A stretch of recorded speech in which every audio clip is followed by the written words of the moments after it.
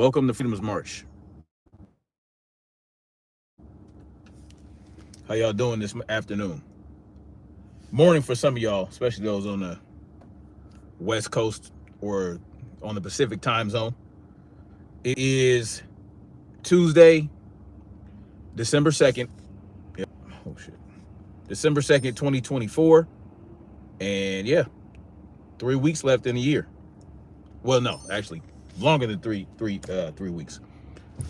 The new year, it doesn't really start until spring, but you know, we got to go with the Gregorian calendar or whatever the hell they call it. Anyway, how y'all doing? I thought I'd hit y'all with this quick live stream to talk about what you'll probably never hear anywhere else or in the mainstream media, but is pretty significant. All right. What I want to talk about today is pretty significant. And it's significant in regards to the United States. So, you know, these type of issues that affect us and they don't really want to highlight, you know, could be detrimental. So it's always good to have information. Now, you might end up hearing about it, but, you know, it is what it is. I'm going to tell you about it. Anyway, how y'all doing? Please hit the like button when you step in the building, please. And we're going to keep it going. Or you can hit the downvote button. Either one, doesn't matter. Share it out. Subscribe if you haven't subscribed. You know, like, whatever. Anyway, so apparently, the president of South Korea, where I spent a year of my time, Queen Camara, was good. The sisters in the building. Y'all go check her channel out. Y'all go check her out. Robert Lynn Schultz was good. Guten Morgen, Bruder. Was good, brother. Yeah, so the president of South Korea has declared martial law. All right.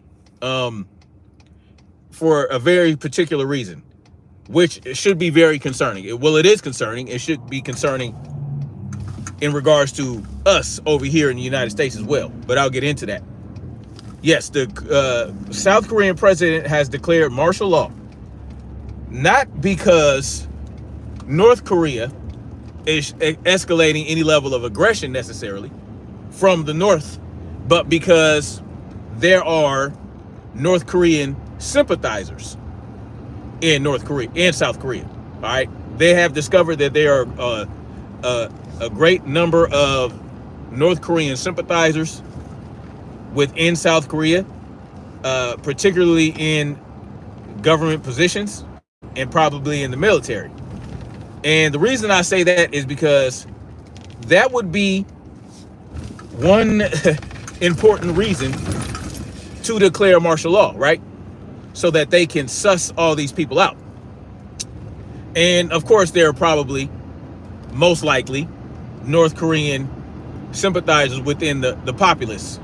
But, you know, even when I was there, you know, they were North Korean sympathizers, North Korean allies. But for them to want to declare martial law because of it is pretty significant. I have been discussing or talking about in multiple live streams about certain steps North Korea might take in the event of World War III. Technically, you might as well look at it as though we're in World War III right now. But what I mean is, I told you guys toward the turn of the year, right? Toward the beginning of next year or the end of this year, North Korea might begin making certain moves. And the reason they would do that is because they know that there will be a transition of power from one president to another. So Biden will be leaving office and Donald Trump will be entering into office. And so the perfect opportunity for North Korea to do anything would be during that transition. And the transition period has already begun because Donald Trump had to nominate all his cabinet member candidates, right? He had to nominate all the cabinet members by a certain time, but he got an extension, all right? Because he knew that there would be a lot of resistance to who he picked. You know, of course, that's the dog and pony show, right? That's what they want you to believe. They want you to believe that there's resistance from the very start. But the problem is, during this transitional period, it will not be a dog and pony show, because there will be a transition. You know what I'm saying? Especially in regards to how the military is going to operate, okay? Because we will have a new commander-in-chief. The commander-in-chief is the president. The command will change from Biden to Donald Trump. And so Donald Trump is probably going to make some changes within the military as well. He might make changes in the Joint Chief of Staff. He might make changes in the upper echelons of the military and the DOJ, or the DOD, and all that good shit. And, you know, that's, like I said, the perfect opportunity for certain countries to make certain moves. Also, I don't know if you guys are aware of this, but China has basically, because of the microchip sanctions that the Biden administration hit China with, they are refusing to send over certain metals, right? Certain materials to the United States, including whatever the fuck they are. Y'all can look it up, Google it. Some shit that we would get from them, some raw materials. They are refusing to send that over to us due to, you know, the sanction, the microchip sanctions. So, of course, they are retaliating in that way. They picked the perfect time. All right, especially since Donald Trump is basically threatening to add a 10% tariff, an additional 10% tariff to China. But what concerns me is the fact that the reason the South Korean president has declared this martial law is not because they see movement or activity from the North Korea that concerns them, because honestly, North Korea is always doing shit. They're always launching nuclear test missiles, and they're always doing crazy shit. They're always flying rockets near goddamn Japan, you know, ballistic missiles, of course. A lot of things that North Korea has done show a level of aggression has pretty much failed. They've had multiple years with their nuclear testing. That's not a good thing, right? It's a good thing. So the concern is that the president suspects sympathizers of North Korea, which is not a new thing. It's not a new thing. It's not, there's nothing new under the sun, especially that. But it could be where these sympathizers are, right? What positions they hold in the government, what positions they hold in the military. That is a reason I see for North Korea, for a South Korean president to actually declare martial law. Martial law is a big deal, y'all. Martial law is a big deal. It's not something to be done lightly. You know what I'm saying? Because basically what you're doing is you are essentially, you are basically restricting the rights of the individual. That's what you're doing when you do that. Let me see who's in here. Robert Lynn Schultz is in the building. Kamira Fields is in the building. Queen Shaquilla, she's in the building. She's in the house, you know what I'm saying? Thank you guys for coming through. But yeah, so yeah, South Korea, that's a huge concern. I mean, for the president to declare martial law. Martial law, now I don't know if it's completely nationwide, but there might be certain areas. But martial law is basically an infringement upon human rights to the utmost degree. It's military, it's basically military control. The military is supposed to be used to defend the country.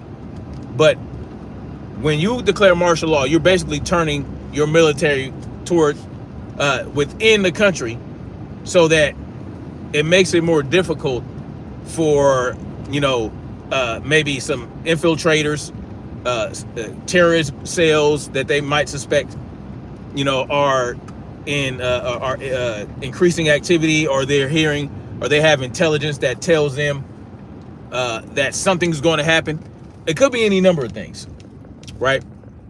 Now, because imagine Donald Trump, right? He becomes president. Well, he's president-elect. He gets into office.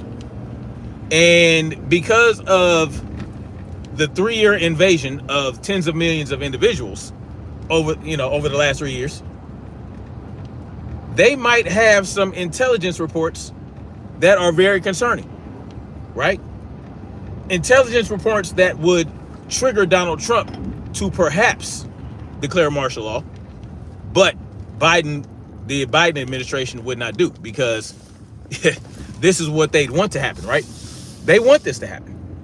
They knew that there would be a like I said, when they let all these people in here, they knew it would be a possibility that a great many of them would be foreign intelligence agents, terrorist groups, you know what I'm saying?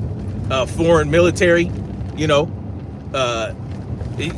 never know. People that can organize, people that probably already have had connections in this country for going on decades. We know this is true, right?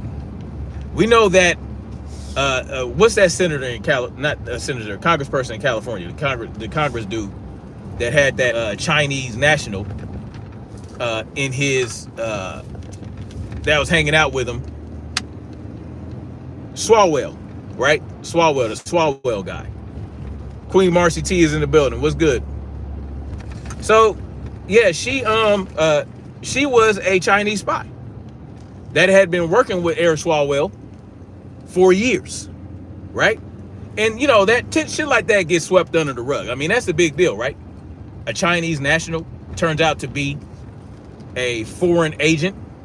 We know China is a hostile country, right? We've been in a Cold War with China since the Korean War, right? And so, it's a Cold War that they don't really want to talk about, right? But it is nonetheless a Cold War. It's a colder war than the war we had with Russia, because right now we are in a proxy war with Russia. We're not even in a proxy war with China. I mean, that would not, if we were involved in a proxy war with China, it would not be a proxy war for very long. But yeah, I mean, Eric Swalwell had this chick working for him for years, and there were rumors that they were getting it in. But this is what they do. This is what these people do. This is what these foreign spies do, right? And so, while she might not be a soldier, while she might not be an assassin or something like that, what she's doing is, and what these people are doing is, gathering intelligence for future use. Oh, what the fuck is going on, man? For future use. Like, say, for instance, millions of people coming across the border without being vetted, without being stopped, being allowed to come in droves. Maybe they're gathering intelligence for those individuals to come through, so that they can start organizing and planning. And then guess what? When they get to activating, it could be a lot of problems. There could be a lot of problems with that. Just like that could be the case in South Korea.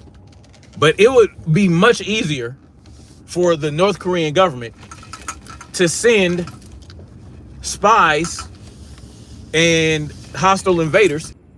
Anyway, guys, I just got back to the job site.